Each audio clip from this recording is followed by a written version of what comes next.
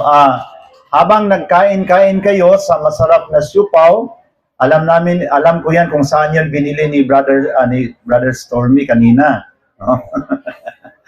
And bago ako mag-umpisa, I want to thank the Lord for this great opportunity as a pastor in Cebu City to be with you this afternoon. No? Kasi I'm not a Catholic, I'm a Protestant, but na-convert ako sa Catholic Church. No? So,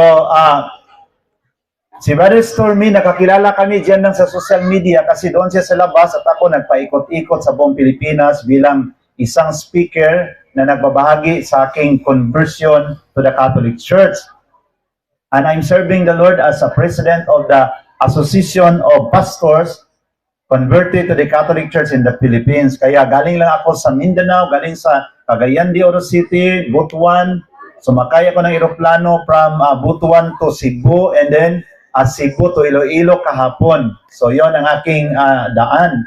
And ngayon ko lang I discover when I arrived in Iloilo International Airport na mayroon na palang direct flight from Iloilo to Cagayan de Oro. So if you want to visit Cagayan, Bukidnon, you can ride that airplane from Iloilo directly to Cagayan. And we have also flight from Iloilo direct to General Santos City. So, pero ang ministry kasi national level, nakatira ako sa Parañaque City, mga brothers and sisters. Palakpakan natin ang ating Panginoon. Lakasan natin. Praise the Lord. Sorry po. So ngayon, nandito sa aking kamay ang Biblia at ang Catechism of the Catholic Church. So ano pa ang laman sa Catechism of the Catholic Church? Dapat malaman natin. The first portion of the Catholic Church from 100 to 120 is talking about how the Lord revealed Himself to the people in the Bible. How the Lord revealed Himself in the Garden of Eden, our first parent. How the Lord revealed Himself to Noah. Paano ang Diyos nakipag-ugnayan kay Abraham, and then to the 12 tribes of Israel. Paano nakipag-ugnayan ang Diyos kay Moses. And the second part of the Catechism talks about the Nicene Creed and the Apostles' Creed. One by one, ini-explain sa Catechism ano ang biblical and historical foundation sa Nicene Creed. I believe in God the Father, the Almighty, the Creator of heaven and the earth, and of Jesus Christ, the only Son, our Lord, who was conceived by the power of the Holy Spirit, God from God, light from light, true God from true God. Inisa-isa yon sa Catechism. After the Nicene Creed, sumunod ang Seventh Sacrament. The Seventh Sacrament is being explained word by word, and what is the biblical foundation, historical foundation, and the teaching of the magisterium. And followed by the arrangement of the Ten Commandments. Doon in-explain ang mga social justice, ang iba't ibang mga political problems in the world within the Ten Commandments. Followed by the Lord's Prayer, contemplative prayer, the Lord's Prayer, personal prayer, and all kinds of prayers. Ito ang nasa laman ng Catechism. Amen? Pero bago ako magpatuloy, gusto ko lang magpasalamat sa Panginoon kay Sir Stormy, Brother Stormy Tubias na nag-arrange para makarating kami dito. And then Ma'am Alma also from Hirona, Tarlac. Kasi last week, galing ako sa Tarlac. Isang speaker ako doon sa Diocese of Tarlac Biblical Convention. Doon kami nag-gather sa Eduardo Puangco Jr. Gymnasium sa Paniki. And punong-puno ang Paniki. Kaya yung sinabi ni Sir Stormy na my beloved wife, my beautiful wife is from Hirona, Tarlac. I'm so happy kasi galing ako sa Tarlac, no? So palakpakan na natin ang Panginoon. So I was a pastor in Cebu City for 15 years. And my family was really hardcore to Protestantism. Hindi kami naniwala kay Mama Mary kasi we always repeat John chapter 14 verse 6, I am the way, the truth, and the life. No man comes to the Father but by me. Bakit isali pa natin si Maria? So si Kristo lang ang daan. Karamihan sa mga Katoliko hindi nila alam paano sagutin kasi hindi sila nagbasa ng Biblia. Kaya ang ating Catholic Bishop Conference of the Philippines ngayon nanawagan sa atin na magbasa ng Biblia. At ang ating team sa taon na ito ng CBCP, Catholic Bishop Conference of the Philippines, is the Scripture, the source of hope. Ayon sa ating tema ng Katoliko sa buong Pilipinas. The source of hope, ang hope doon binigyan ng meaning. Ang H is harmony, na kung palagi kang magbasa sa Biblia, magkaroon ka ng harmony sa buhay mo. Pangalawa, obedience. Magkaroon ka ng obedience. Sabi ni Father, makinig muna tayo sa talk para mayroon tayong pangsagot sa mga hindi Katoliko. Ito yung Katoliko, naintindihan ko yun, yung Katoliko na ako. Ano ito yung Katoliko? Sacramentalize. Sacramentalize. Ibig sabihin sa sacrament, champion tayo. Pero sa evangelization, palpak tayo. Hindi natin masabi kung saan sa Biblia yung Eucharist. Amen? Pero ang importante, we have the Eucharist. So, and then, kaya pag punta tayo sabi ko kay Father kanina, Father, naintindihan ko naman yun. Basta matapos ng misa, mag-uwian talaga ang mga tao. Kasi sacramentalize tayo. Ako naman, bilang isang Katoliko na ngayon, natutunan ko na magbigay ng tag 10, tag 20, kasi after the Mass, hindi mo mapigilan ang mga tao. Uwiin sila. Kahit na ulit-ulitin ko sa pare, kaya yung pumunta ako sa Katedral ng Surigao, sabi ni Bishop Antonito Cabahog, wag kayong uuwi kasi hindi ako uuwi. Uupo ako dito habang magsalita ang mga pastor kasi alam ko pag ngayon aalis ako bilang obispo ninyo, kayong lahat mag-uwian. So, ang obispo hindi umuwi. So, hindi rin sila umuwi. Diba? So, ngayon, I'll be sharing to you, brothers and sisters, how I discovered the beauty of the Catholic faith from pastor's point of view. Kasi wala rin talaga akong plano magiging Katoliko, mga brothers and sisters. Number one, sa Cebu City kami, ang aking mga magkapatid, 7 kami, 6 sila, pang-7 ako, mga pastors and pastora kami. And then I'm also a professor of the Bible School. So, wala talagang reason na magiging Katoliko ako, mga kapatid. Kasi ang aking pinaka-expertise doon, sa aking, being a professor, how to evangelize Catholic, paano i-evangelize sa mga Katoliko, paano i-convert ang Katoliko sa pagka-born again. Yon ang aking pinaka-expertise. So nagmasteral ako niyan. Kailan ang Katoliko dapat lapitan, no? Yung mga ganon. Yung mga negosyante, kailan mo lapitan ang isang negosyante na Katoliko kung magka-problema siya sa negosyo? Amen? Kasi pag magka-problema yun, lapitan mo mag-open yun. Kailan mo lapitan ang Katoliko na isang dalaga? Yung isang dalaga pag iwanan niyo sa kanyang boyfriend, no? Madali yung ma-convert. Lalo na kung ikaw, pastor ka, naka-necktie ka, and then naka-long sleeve ka, yung mga dalagang Katoliko, makalimutan nila ang pagkakatoliko nila, no? Lalo pag, tingnan niyo yung mga hindi Katoliko, naka-necktie, di ba? Nakalakad dyan sa ang gwapo tingnan, lalo na pag nakadala ng Biblia. So yung Katoliko na iniwan sa kanyang boyfriend na Katoliko, pag yun ang lapitan mo, makalimutan niya ang kanyang pagkakatoliko kasi makita niyo yung mga hindi Katoliko naglalakad, naka-necktie, properly dressed. Amen? Properly dressed. Pag nagsisimba, properly dressed. No? So, marami rin Katoliko makonvert sa ibang mga sikta dahil sa ganun. No? Kasi sa amin, bawal ang pagkalasinggiro, bawal ang pagkasabungiro, bawal ang smoking. Pero ngayon na Katoliko na ako, tinuloy ko pa rin, no vices. No? No vices. Sa amin, nagbibigay kami ng 10% sa mga disiplina namin. Ngayon, Katoliko na kami, tinuloy pa rin namin ang pagbigay sa 10%. Amen? Bakit hindi kayo nag-amen? Amen? Parang takot kayo. No. So, paano natin makalimutan ang problema? Smile. Sabi ni St. Teresa of Calcutta, the best gift we can give is smile. Amen? Bigay ka lang ng smile. Kanina, parang pag magsabi si Brother Dins, Amen! Walang sumasagot. So dapat masabi, Amen! Ano sagot? Amen! Palakpakan natin si Lord. Yun ang makapawala sa problema. Makawala yung sa stress pag magsabi ang pare, let's clap our hands! Clap our hands! Okay? Kasi kapag nag-preaching, naghumili si Father, nakaganon ka, ang papasok sa atin, mga wrong grammar, mga wrong pronunciation, ganon, ang papasok sa atin. Pero, hallelujah! The Bible says, Jesus said, For God so loved the world that He gave His only begotten Son, that whoever believes in Him should not perish, but have everlasting life. Kaya kami, yung pastor na kami magkapatid, marami talaga kami na-convert. Kasi ganoon kami mag-preaching eh. John 3:16, the Bible says, For God so loved the world that He gave His only begotten Son, that whoever believes in Him should not perish, but have everlasting life.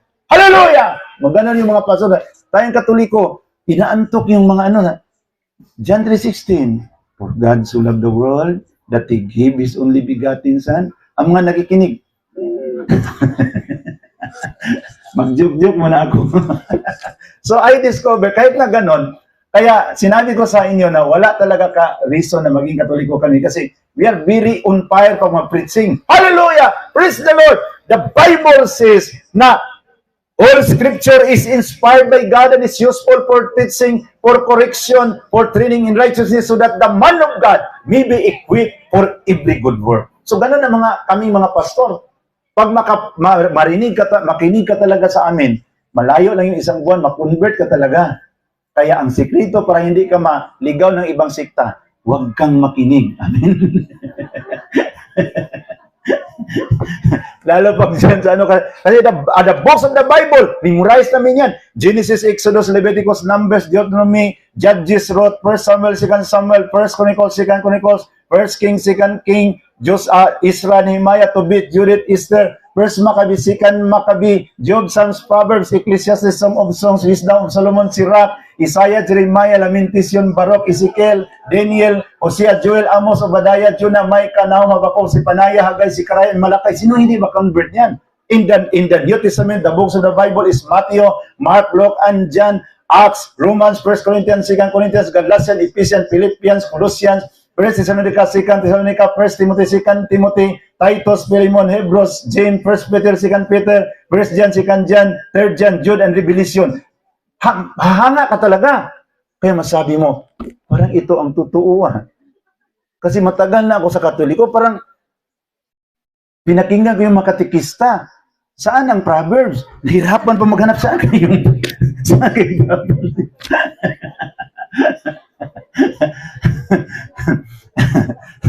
So ngayon, wala talagang pero how the Lord changed my mind.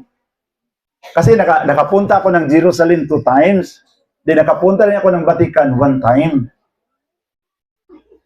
Ang una ko nakita, I discover, kahit na ganito ang Katoliko, mga kapatid, kahit na hindi on fire mag-preaching ang Katoliko, pero aking na-discoveryhan na ito lang ang simbahan na kumikilala sa inay ng ating Panginoon. Amen? Palakpakan natin ang Panginoon. Yun ang pinaka-treasure sa Katoliko. Yung pinag-aralan ko mabuti ang doktrina. Yes, nakita ko ang Katoliko, pag mag-preaching sila parang napakamalumanay. Pero ang katotohanan ay hindi maiba. This is the only church. Thousands of churches in the Philippines, ayon sa record sa Security Exchange Commission, but ang lahat ng mga simbahan, tinatakwil ang inay ng Panginoon.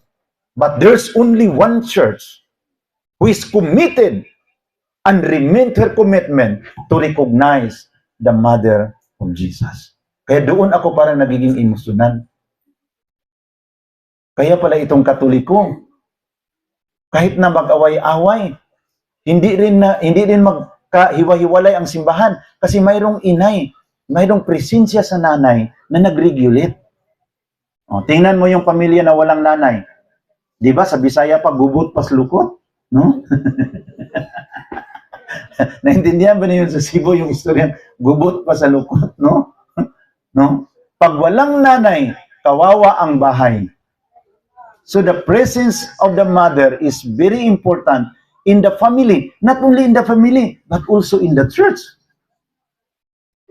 Kaya nga, doon ang aking nakita.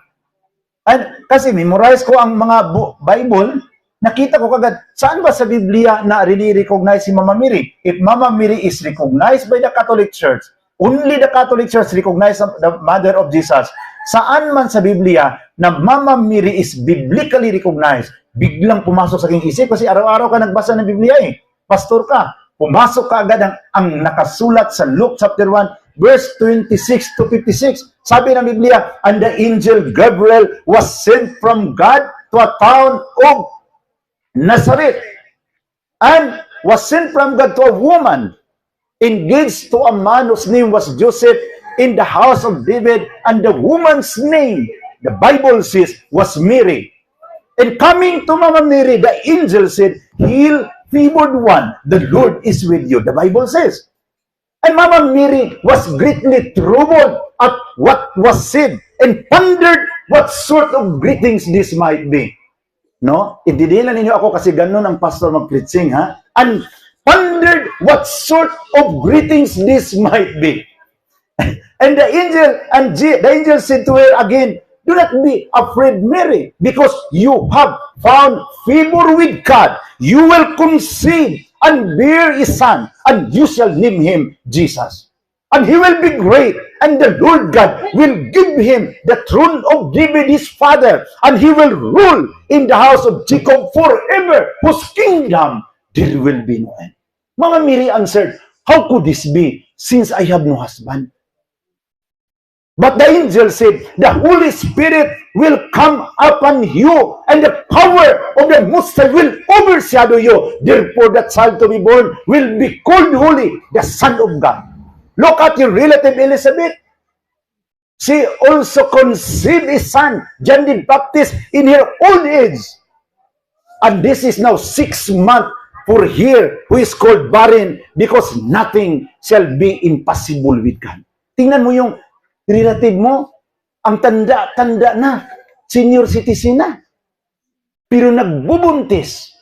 Sabi mo, Mary, talaga? Kahit matanda na siya, tinawag yun sa Bisaya, nagminupos na. Sa katandaan, si Zakaria naman na asawa niya, anong tawag kung nagminupos? Sa lalaki, nikupos, no?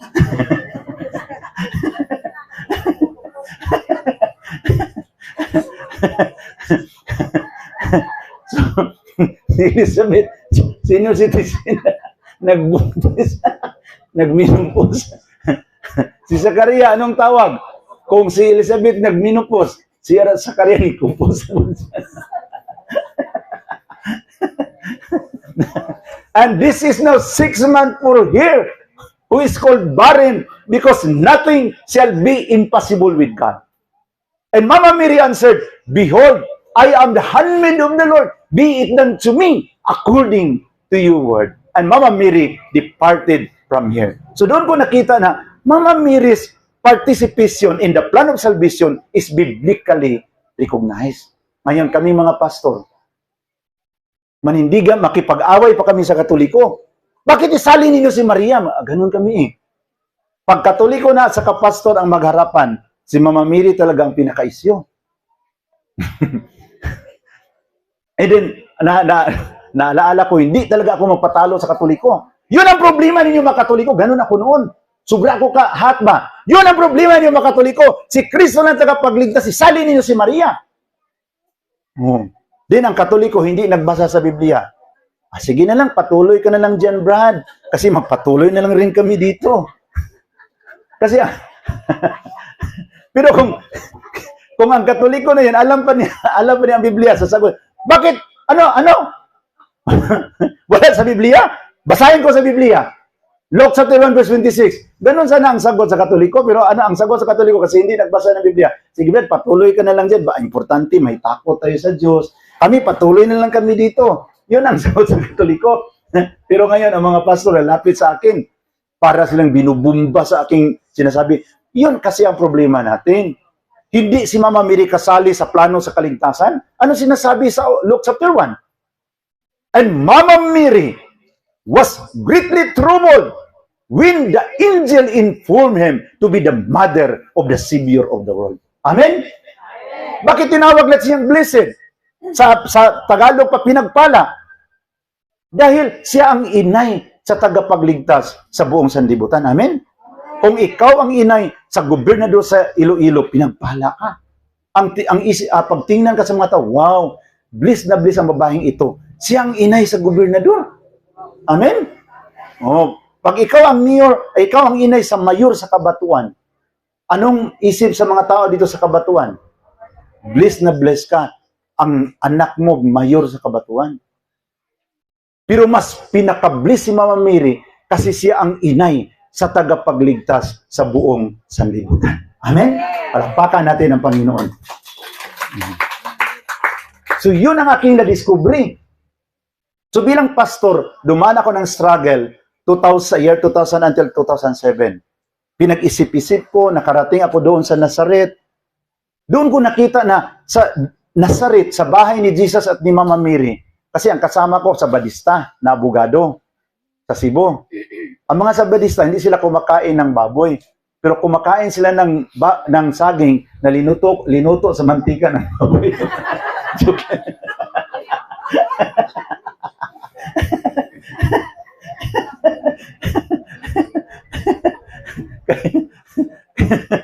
Yung doon na kami, yung naging kasama sa Badista, palaging magsabi na, Pastor, tingnan mo talaga dito, Katoliko talaga. Kasi pastor rin ako. Attorney, huwag ka nang mag-ingay dyan, baka marinig tayo dito. Manila pastor ako, ikaw abogado. Hindi pala ninyo alam ang katotohanan.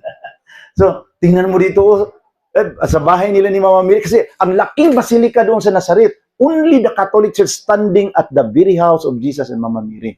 Tingnan mo yan. Then, according to the tourist guide, sabi ng tourist guide, alam mo, there was an attempt that the Muslim wants to build a mosque near to the house of Jesus. But they complained to the International Criminal Court and the ICC favored the Catholic Church na hindi pinahintulutan ang mga kapatid na Muslim na makapagtayo ng mosque doon. Kasi from the beginning, Katolikong simbahan ang nakatayo doon. Mga Mormons, Iglesia ni Cristo gusto magtayo doon. Pero hingian ka man sa gobyerno, what is your reason to build your church here? So wala sila may ipakita, born again. Mga galing sa Pilipinas, kami ang totoong simbahan. Ayon sa bersikulo, sabi ng ng gobyerno, hindi bersikulo ang hiningi namin. Yung historical fact ba na nag-exist kayo dito siya, hindi, ayon sa bersikulo. Tingnan mo kami, puro bersikulo. Bersikulo Laway, Kapitulo ba ang aming aming pinaglaban.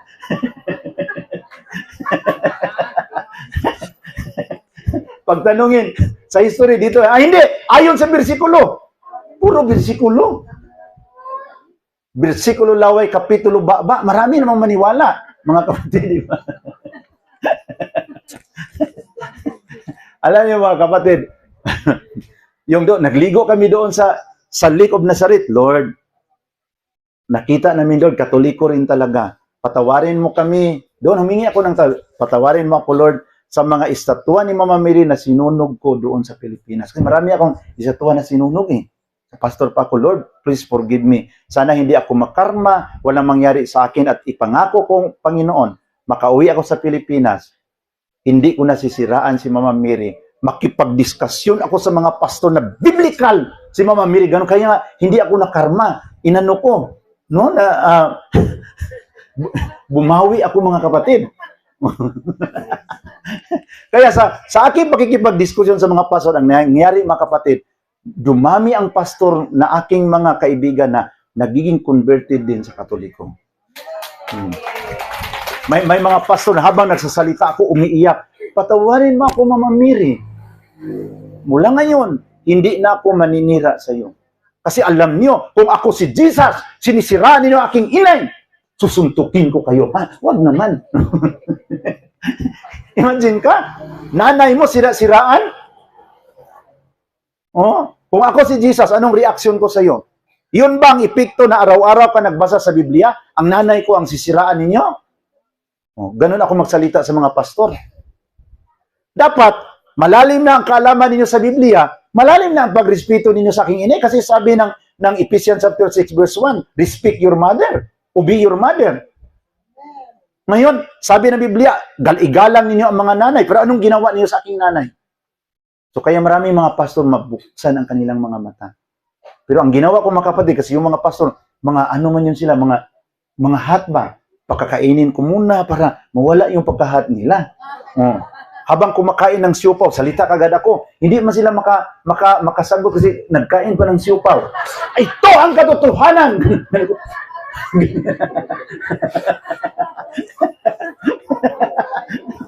Then, yun ang mga aking makasama, yung pastor na nagalit, Pagtingin mo, galit na siya. Pag malapit na maubos mo ng siyo, bigyan mo kaagad ng isa para mabalance yung kanyang galit.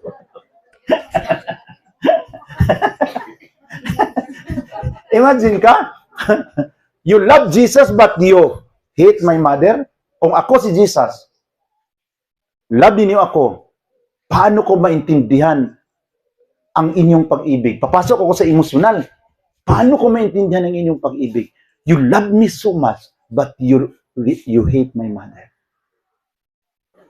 Tayo mga born again, tag-2 oras tayo na kumakanta ng praise and worship. Yung mga born again, tag-3 oras. Ang iban, kumikirig-kirig na doon, gumaganon-ganon na doon. Oh. Sa kakaawit ng, I love you, Lord. Ganon man kami ang praise and worship na, ituro ko, idimo ko ha. Mga kapatid, sambahin natin ang Diyos sa Espiritu at sa katotohanan. Everybody, close your eyes. Kailangan maklose ang mga mata kasi wala kami mga imahen sa altar. Oh. Kasi, Jesus, we enthrone you. Dapat nakaklose ka. May mga panahon na makalimutan ko pag sabi, close your eyes. Yung aking mga membro doon nakatingin sa electric fan, we proclaim you are King. Ang iba doon sa speaker, standing in the midst of us.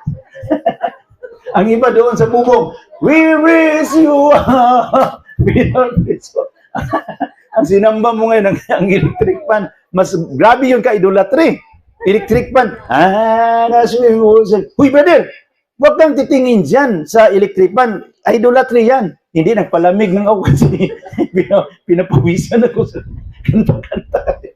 Yung kanta namin, yung una, sayo-sayaw muna. Ang mga ibon na lumilipad. Kaya mawala yung antok sa mga membro. Pag makita na on fire na sila, punta ka agad kami sa emosyonal. So ngayon, ginamit ko pa rin yung emotional style. O ngayon, paano ko maintindihan ang inyong pagmamahal sa akin? Mahalin niyo ako, pero galit kayo sa aking inay. Paano ko kayo papasukin sa langit? Baka habulin ninyo ang inay ko doon sa langit. Kasi larawan pa lang ni Mama Miri, minartilyo na ninyo. Ano na lang kayo kung makita ninyo ang personal?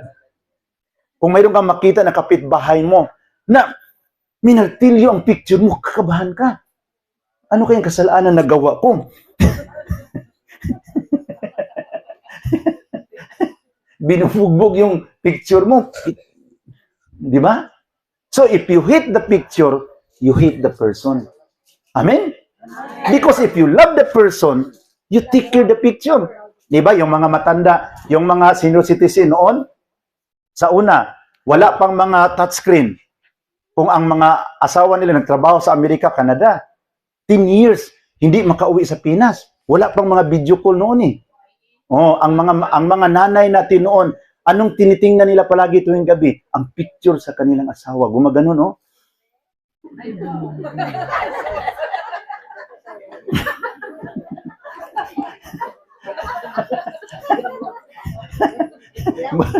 Buti na lang ngayon, kasi may video call na. Pag na-miss mo yung asawa mo doon sa Canada, video call ka. Noon, wala pang video call. Kaya yung picture ang nagbigay sa kanya ng saya. In the absence of the person, the picture takes over. So yung mga matanda, ginagano nila ang picture sa asawa nila.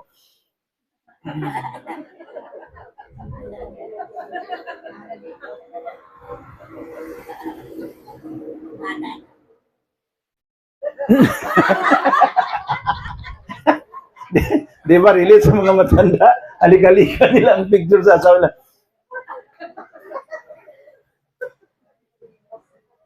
Ang iba, ilagay nila sa dibdib. Sabi ng tiki sa bubong, tiki, tiki.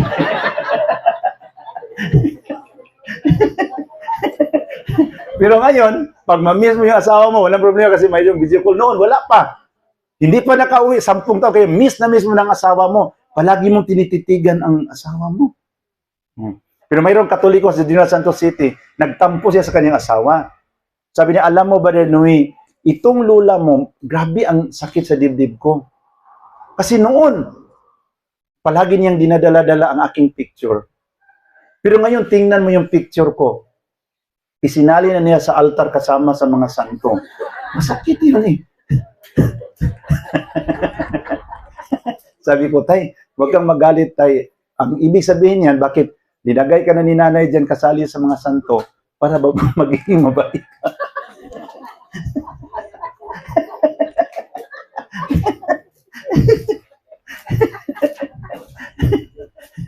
Kasi tayo mga lalaki, pagtatanda na tayo, iba na ang ano, diba? Tingnan yung tayo mga lalaki, dangerous tayo eh.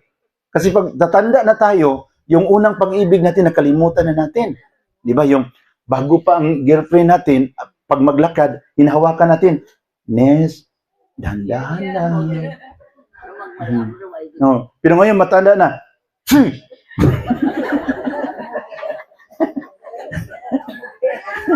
ang tagal-tagal mo magbihis dyan. Dali na! Pero yung bata pa, di ba, si nanay, yung bata pa, suklay-suklayin yung buhok mo. Pero ngayon, Dong, pwede mo suklayin. Ano, wala kang kamay? Suklayin yung buhok mo.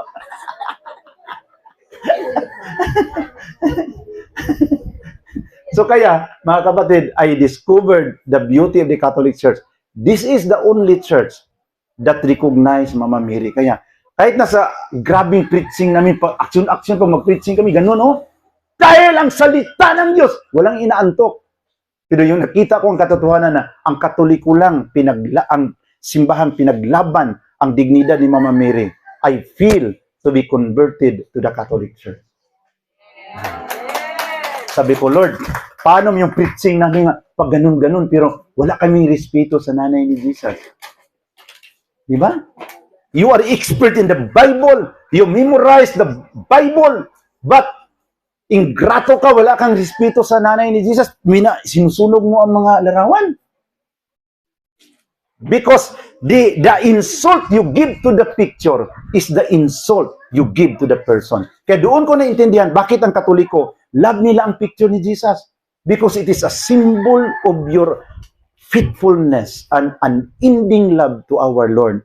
Kaya ang picture ni Lord, dinalagay natin sa altar. Kami, palagi kami sabi, we love you, Lord. Pero kung makakita kami sa picture ni Jesus, ano yan? Maganon-ganon kami mga pastor.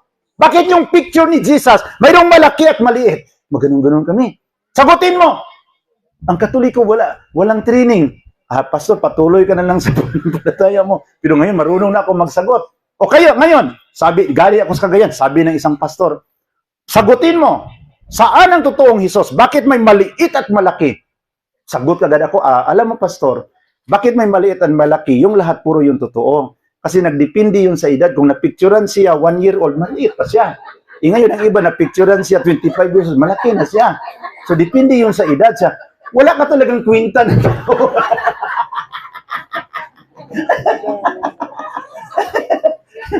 Ganun-ganun. Sagutin mo! Oh, mayroong isang pastor, pagpunta ko sa Surigao, galit siya. Sabi niya, ikaw ba yung pastor na Katoliko na? Sabi ko, ako pastor. Ngayon, yung Pasko ninyo na December 25, saan yun sa Biblia? Basahin mo nga. Hinana niya, saan mababasa sa Biblia ang December 25? Sagot ka ako, pastor, kung hinanap mo ang December 25, doon mo yun makita sa kalendaryo.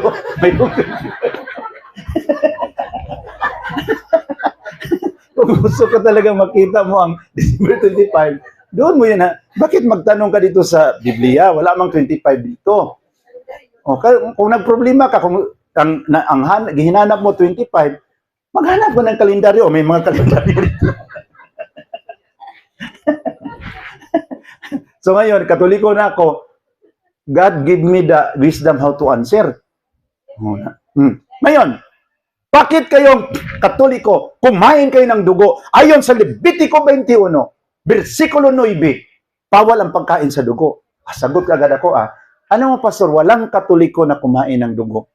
Tanungin mo yung Katoliko, ang kinain nila dinuguan, kaya hindi na milinabag ang salita ng Diyos. Mayroon ka bang nakita dito na kumain ng dugo? Wala. Ang kinain sa mga Katoliko, dinuguan. Basahin mo dyan, bawal ba ang dinuguan? Wala. Kasi yung dinuguan, luto. Dapat marunong rin tayo. Kasi pag may nakita kang Katoliko na dito sa Kabatuan, Iloilo, yung dugo sa baboy, kinain niya na presko, delikado yan. Siya ang aswang dito sa kabatuan. So, bawal yan. Ang dinuguan, wala ka mabasa sa Biblia, pinagbabawal. Bakit? Linuto na yon, properly cooked. Kaya kinain namin mga Katoliko, dinuguan. Amen? So, yung opening. So, I continue to research kasi yung nakita ko yung unang opening ko sa Katoliko, naninira ako ng larawan ni Mama Mary. Pero yung sinira ko doon sa Cebu, Birhen sa Guadalupe. Sa Buhisan, kasi doon ko nagpastor. Alam niyo, yung nagmartilyo ako, kasi ang aming ginawa, ginawa sa aking tatay, unahin yung mga santo. Then panglas si Mama Mary, kasi ang doktrina namin, ang kapangyarihan ni Satanas kay Mama Mary, mabigat. So, unahin namin yung mga santo. Pag alam niyo mga kapatid, hindi ko ma-explain hanggang ngayon. Yung doon ako kay Mama Mary para martilyuhin, narinig ko ang busis na nagsabi, bakit galit ka sa larawan na aking inay? Alam niyo, rinibyo ko mga kapatid. Satan, get out! Laya Satanas! Kasi para sa akin, si Satanas yun, kasi bakit hindi idurog ang Diyos-Diyosan? So, tinanggihan ko yun. Pero yung umuwi na ako doon sa bahay, ako na lang mag-isa sa kwarto, babalik na naman. Bakit galit ka sa larawan na aking inay? Sabi ko, Satanas ka, layas! Magpaluab man, bakit may nanay ba si Satanas? Doon ako napahinto. Napag-isip how many years, mga brothers and sisters, hanggat sinurinder ko ang katotohanan na hindi yun busis ni Satanas. Busis ni Jesus, kasi wala mang nanay si Jesus. Wala mang nanay si Satanas, si Jesus naman ang may nanay. So, makatwiran na sabi na, why you hate the image of my mother? From that point, I began to research the history of the Catholic Church. Doon ko naintindihan na Katoliko pala. Hanggat na sa aking research for almost 7 years, 5 years to 7 years, nagdesisyon ako na magpabinyag. October 4, 2007, actually, ako ang pinakaunang pastor na nagiging Katoliko sa Pilipinas. Yun ang nangyari. Kaya madali ako nakilala sa mga bishop. Kasi I am the first pastor in the Philippines converted to the Catholic Church. So, yung na-convert na ako, grabe na ang away sa pamilya. Pagpunta ako sa bahay, ang aking tatay na dibiter sa Protestante, harang ka agad. Paano mapatunayan na si Maria inahan ng Diyos? Inay ng Diyos? Saan sa Biblia? Naku, tay, kung ang lumalabas sa kanyang sinapupunan ay Diyos, inay ng Diyos. Amen? Amen. Kung ang lumalabas sa kanyang sinapupunan, pulis, inay siya ng pulis. Kung ang lumalabas sa kanyang sinapupunan, hold upper, inay siya ng hold upper. Ngayon, Isaiah 7:14 ang nagsabi, isang birhen manganganak, maglilihi, at mag-anak ng isang batang lalaki ng kanyang pangalan ay Emmanuel, na ibig sabihin, sumasa sa atin ang Diyos. So, Diyos ang lumalabas, so inay ng Diyos. Kasi kung ang lumalabas nagiging kapitan dito sa Aladan,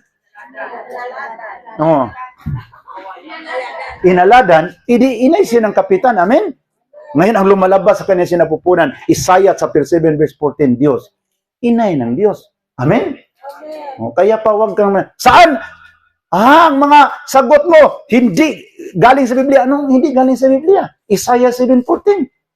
Memorize ko yan. 7 chapter 9 verse 6. Na ang pangalan sa batang ito ay Eternal Father, Everlasting Almighty God, an Everlasting Father.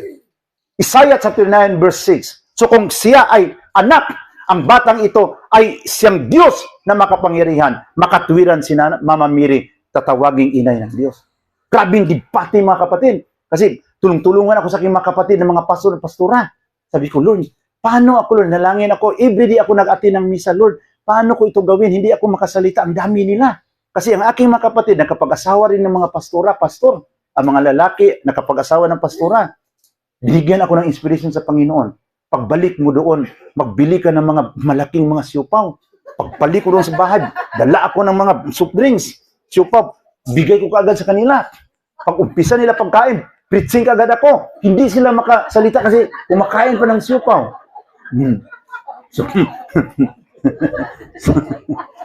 Yung sabi nila na hindi biblical si Mama Mary, na kasali siya sa plano sa pagliligtas. Malinaw sa Biblia, when the angel Gabriel informed Mama Mary that you will conceive a son and you shall name him Jesus.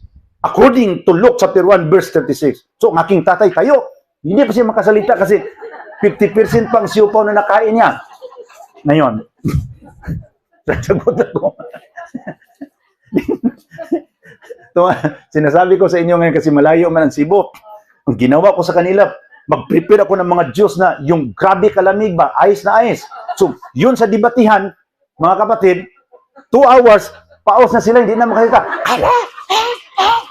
Ako, ang aking ininom, yung maligamgam, isang araw, malaki pa aking boses.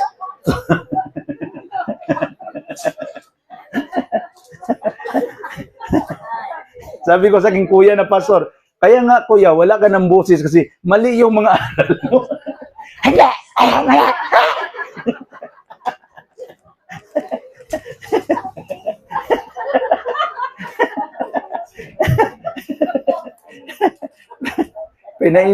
Pinainom ko ng maraming ice.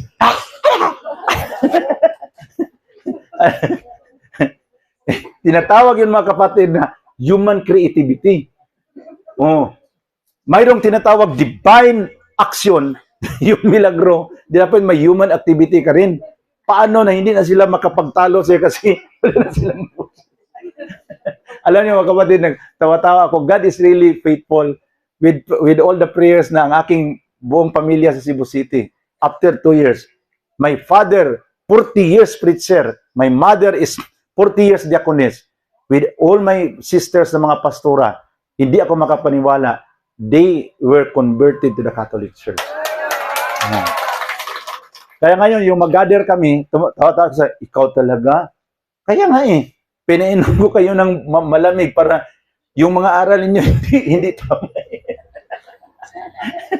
Kaya ang aking sister ngayon nandoon sa Mountain Province, ang kanyang asawa, nagbibigay rin ng talk tulad dito, mga brothers and sisters. So, kaya doon ko nakita na tulad ngayon, nandiyan si Mama Mary. Paano tayo hihingi sa kanya? Kasi nanay siya. Tulad, like for example, bigyan ko kayo ng example. Babae ka. Parang medyo malungkot ka kasi, Lord, Mama Mary, ang aking edad ngayon, 34 na. Wala pa rin nanligaw sa akin. Medyo masakit talaga. Malapit na ang February 14 pero wala pa rin nanligaw sa akin.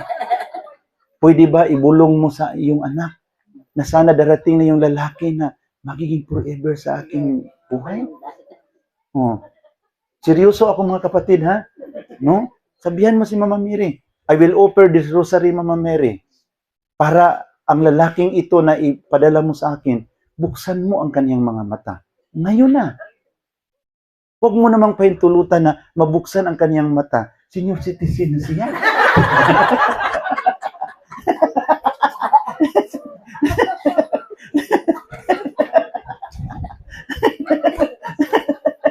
Kasi sa Katoliko, nandyan ang lahat na aral, pero sa application, hindi nila alam. Lahat na aral. Ang ganda sa aral, pero how it is being applied, wala silang idea. Di ba? Kung nandito man siya ngayon, Panginoon, ang lalaking ito, buksan mo ang kanyang mga mata. Huwag kang tumatawa. Paano sasagot ang Panginoon? Dapat, seryoso. Amen? Kasi Lord, kinakabahan na ako. Mag-34 na ako, wala pang nanligaw sa akin. Huwag kang tawa-tawa. Dapat, seryoso ka, nakaharap kay Mama Mary. Paano maniwala si Mama Mary sa'yo na nananalig ka ng ganun, nakaharap sa kanya, tumatawa ka. So, dapat, seryoso ka. Amen? Pangalawa, kung wala kang pira, dapat ibulong mo yun kay Mama Mary. Mama Mary, I will offer this rosary to you kasi kailangan ko talaga ng pira. So, this is your first intention that God will open the windows of heaven by offering this rosary to the Blessed Virgin Mary. Isabi mo, kung maghingi ka ng pira, dapat ikaw lang ang nakaalam. Kahit asawa mo, huwag mong ipaalam. Kasi kung magsabi, magkano hiningi mo kay Mama Mary? 3 million. Ano nangyari sa iyo? Baka hindi ka nakakain ng tanghalian kanina. Di ba? So, ang asawa mo ang magbigay sa iyo ng doubt. Kaya kung may hiningi ka kay Lord through Mama Mary, dapat ikaw lang nakaalam.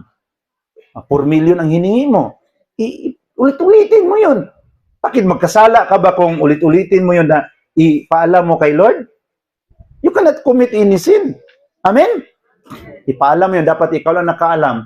Mga anak, wala. Ikaw lang. Ikaw lang. Iulit-ulitin mo yun every time you attend the Mass. Yung sabi ni Brother Dins kanina, why Eucharist? Kasi pag nandyan na ang katawan ni Jesus sa ating bibig, doon natin kausapin si Jesus. Lord, marami na akong mga sakit.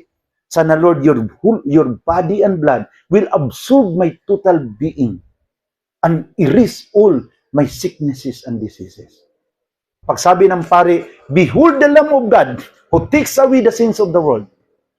Tingnan ninyo ang kordero na naglilinis sa lahat na kasalanan. Ako ay naniwala, Panginoon, ng iyong katawan at dugo, hindi lang may kapangyarihan na linisin ang aking makasalanan, may kapangyarihan din ito na linisin ang lahat kong mga karamdaman. In the Lord Jesus Christ will move because of your faith. Amen? Na ngayon, kung wala kang pananampalataya, partaking the Eucharist without faith. Diba? Pabalik-balik ka sa misa, hindi mo naman pinipresent ang hinihingi mo. Yun ang kamalian sa maraming Katoliko. Lord, bigyan mo lang kami ng good health, makakain kami 3 times a day, enough na di. Yun lang ang binigay sa Panginoon. Anong sabi sa Biblia? Sa Luke chapter 15, mayroong 2 kapatid. Ang isa luko-luko, pasaway.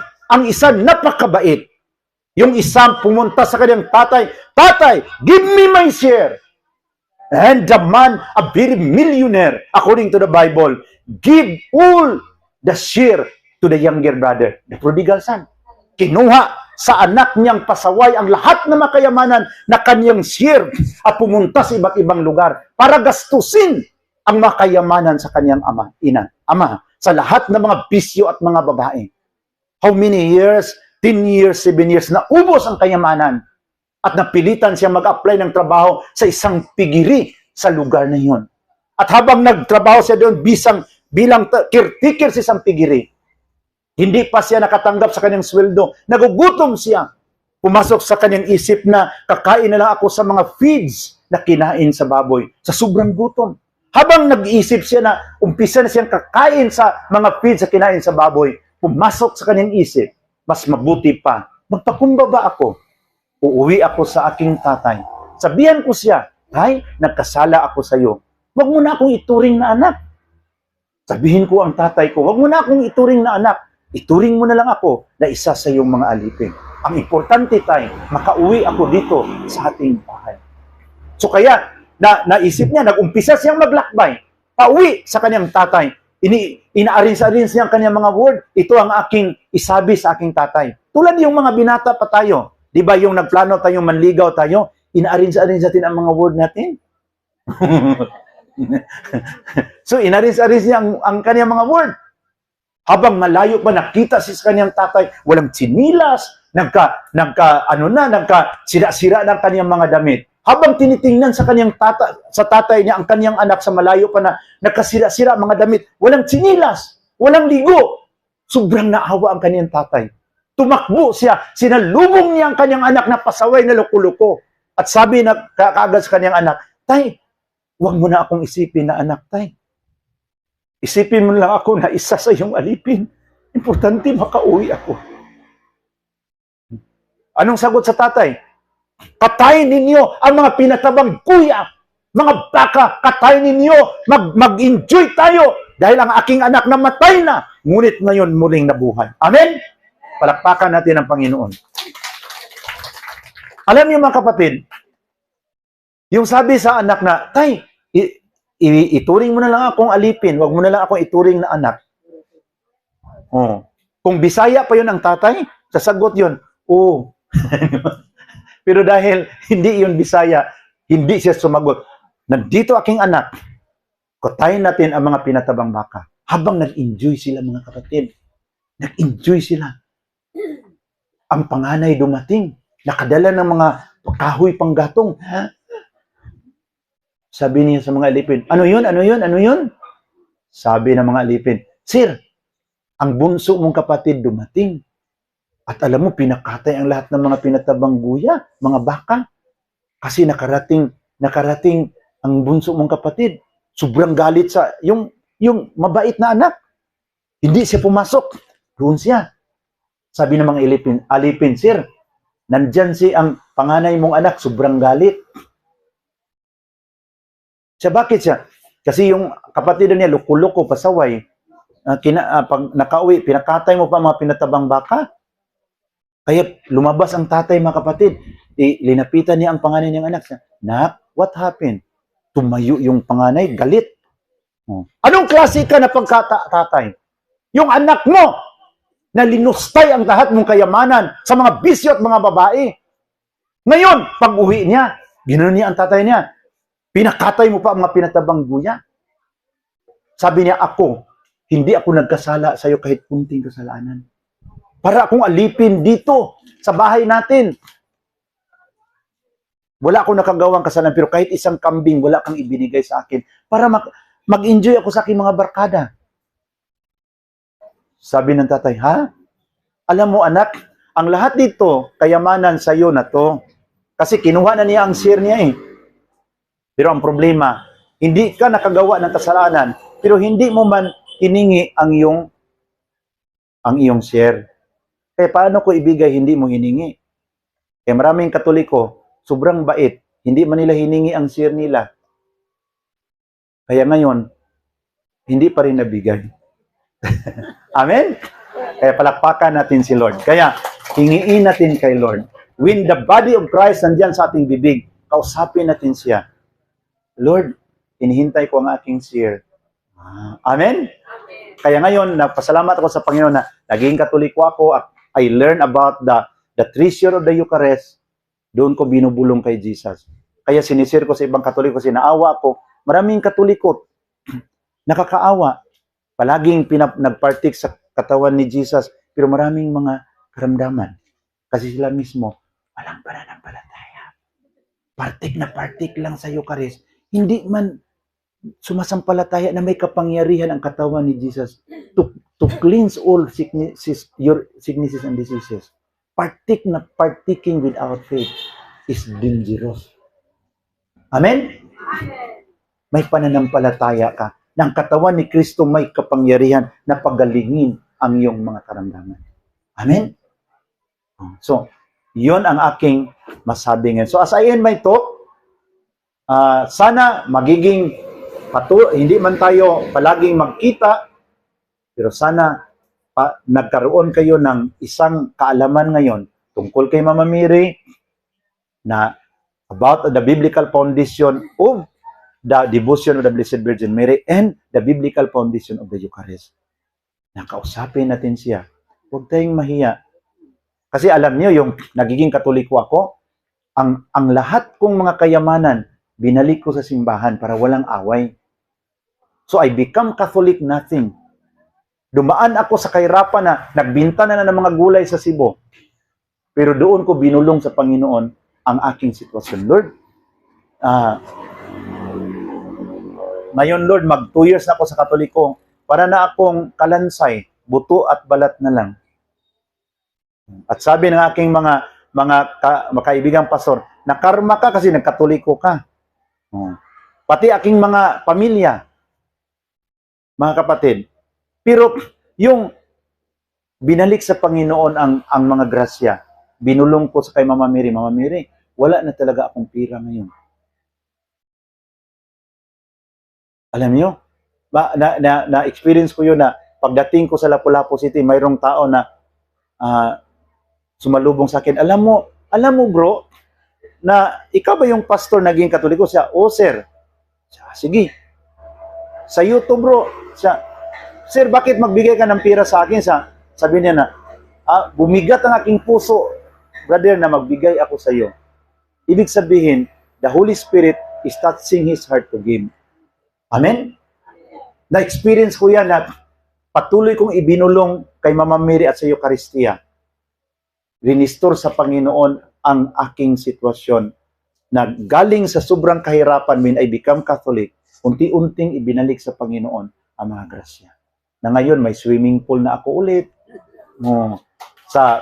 Doon sa Cagayan de Oro, na bumalik, unti-unting binalik sa Panginoon. Doon ko binubulong sa Eucharistia. Amen? Kasi maraming mga Katoliko nakakaawa. Pag nandyan na ang katawan ni Jesus sa kanilang bibig, imbis kausapin si Jesus, tumitingin sa ibang Katoliko, gumaganon. Nandyan ang ostiya, pagkatapos nagpartik, no? Umuwi sila, parang wala lang sa kanilang isip, kaya natapos ang misa.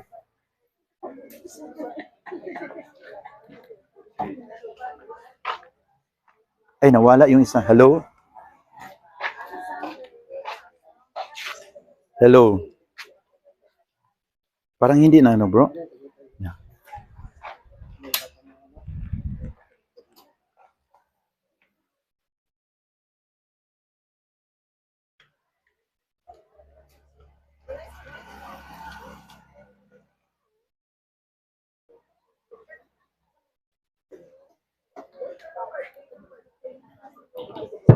Okay, so ibig sabihin, maghinto na tayo, mag-closing prayer na tayo. Amen?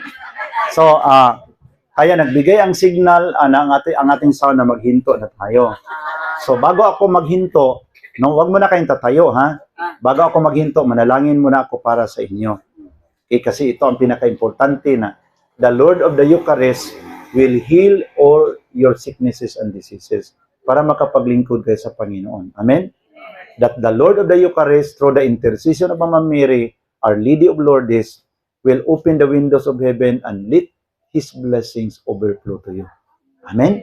Na yun ang pinakamilagro. Kung sabi nila na may mga milagro nangyari doon sa Lourdes, gumaling ang kanilang katawan, ang pagdating sa mga biyaya is also a miracle. The blessings will come is another miracle. Kaya before we end, manalangin ako sa inyo na God will give you more years to come, more birthday, and more blessings to come through the intercession of the Blessed Virgin Mary. So bilang pastor noon, ang aking pangalan dyan sa Facebook, pastor noon, Katoliko na ngayon.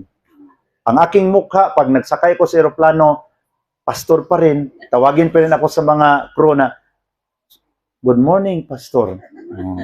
Pero I'm a pastor, but in my heart, I'm a Catholic. So kung tinan niyo aking mukha, pastor pa rin, pero ang aking buong puso, Katoliko na rin. Mayroon ng pagrespeto kay Mama Mary. Amen? So sa ating pagtapos ngayon, let us close our eyes, no? Let us close our eyes, let us open our heart as I will pray for you, na the Lord will bless you. Kami ring mga pastor ngayon, i-pray rin ninyo na makapagpatuloy kami sa aming ministry. Kasi dumadami na kami ngayon sa buong Pilipinas. May mission house kami sa Parañaque, sa Cebu, sa Palawan, sa Negros, doon sa Hinubaan, at sa Mindanao, Cagayan de Oro City, Zamboanga, and General Santos City. Mayroon na kaming for mission house sa mga nagbalik sa Katoliko. Kaya, as I pray for you, remember also in your prayer na pag uwi ninyo sa inyong mga tahanan, please pray na, Lord, sana marami pang mga pastor magbalik sa katotohanan.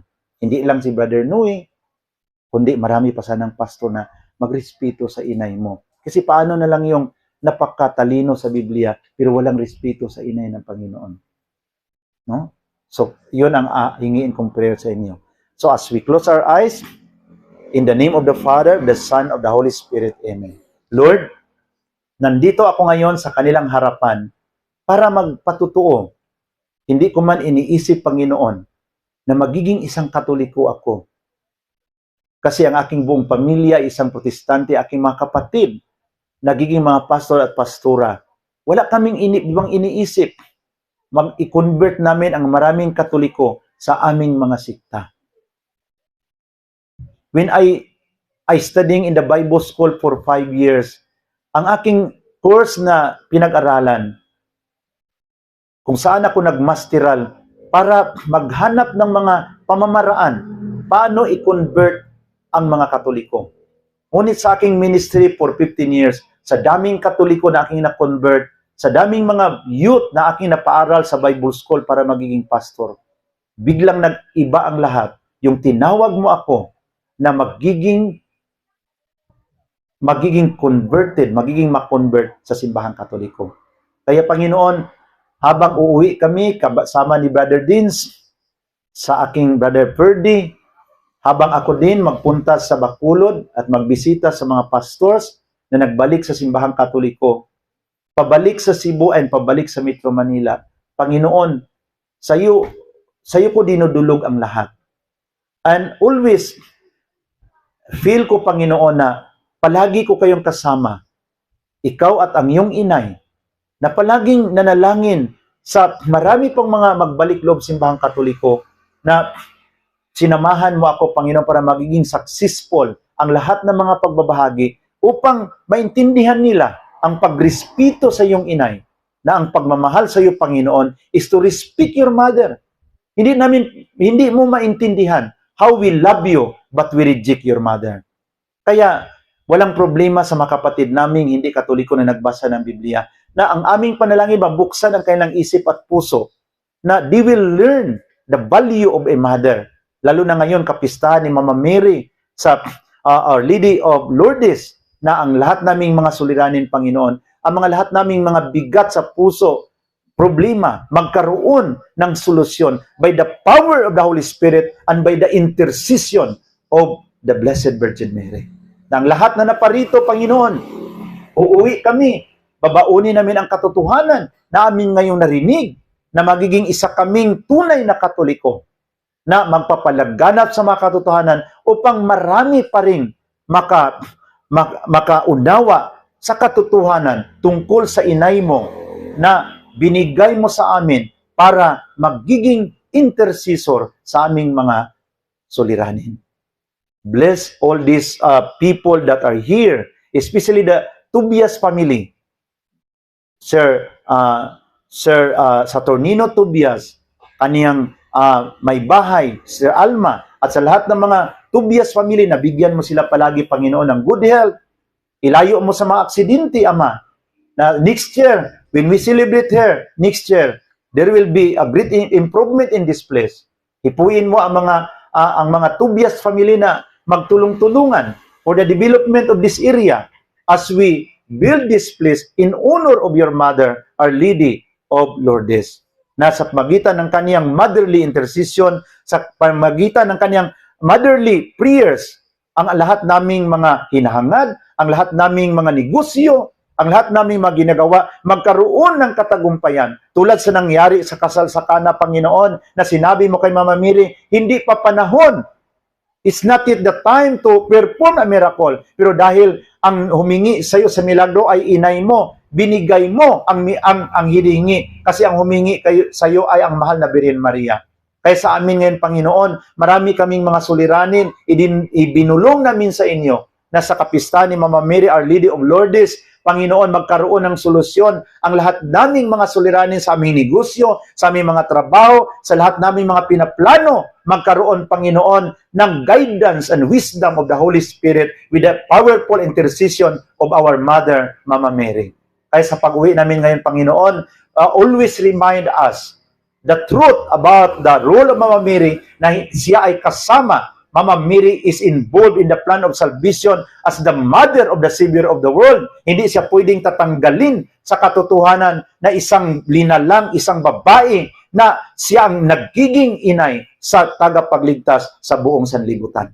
Kaya Lord, kami namang mga pastor ngayon sa buong Pilipinas, may mga pastor na mayroong karamdaman doon sa Zamboanga, Brother Sunny Hago, sana Lord, pagalingin mo siya. Ang ibang mga pastor na mayroong makaramdaman sa iba't ibang dako ng Pilipinas upang kami ay makapagpatuloy sa pagbabahagi, paano mo binago ang aming buhay, na sa aming buhay na galit kay Mama Mary, galit sa mga santo, kinuha mo ang galit, ang hatred at tinaniman mo sa pag-ibig at pagmamahal upang kami ay magkaroon ng respeto sa inay mo at sa lahat ng mga banal. Kaya sa aming pag-uwi, Panginoon, babaunin namin ang iyong pagmamahal at pag-ibig. You're reminding us that in the sacrament of the Eucharist, doon namin idulog, isabi sa iyo ang lahat naming mga plano sa buhay. Sabi mo nga sa Jeremiah chapter 33 verse 3, "Call unto me, and I will answer you and show you great and mighty things that you do not know." Tawagin ninyo ako at sasagutin ko kayo at gagawa ako ng mga milagro at kababalaghan na hindi pa ninyo alam. Kaya turuan mo kami, Panginoong Hesus, na sa aming mga suliranin, tatawag kami sa inyo, tatawag kami sa aming mahal na inay upang lalapit sa inyo at ibulong ang iba't ibang mga suliranin sa aming buhay. We ask this with the intercession of the Blessed Virgin Mary in the name of our Lord Jesus Christ. Amen. Glory be to the Father, and to the Son, and to the Holy Spirit. Hail Mary, full of grace, the Lord is with you. Blessed are you among women, and blessed is the fruit of thy womb, Jesus. Bless us, Lord, as we make the sign of the cross in the name of the Father, and of the Son, and of the Holy Spirit. Amen. Palakpakan natin ang Panginoon. To make His message known is our responsibility. So here we are to pledge our lives to the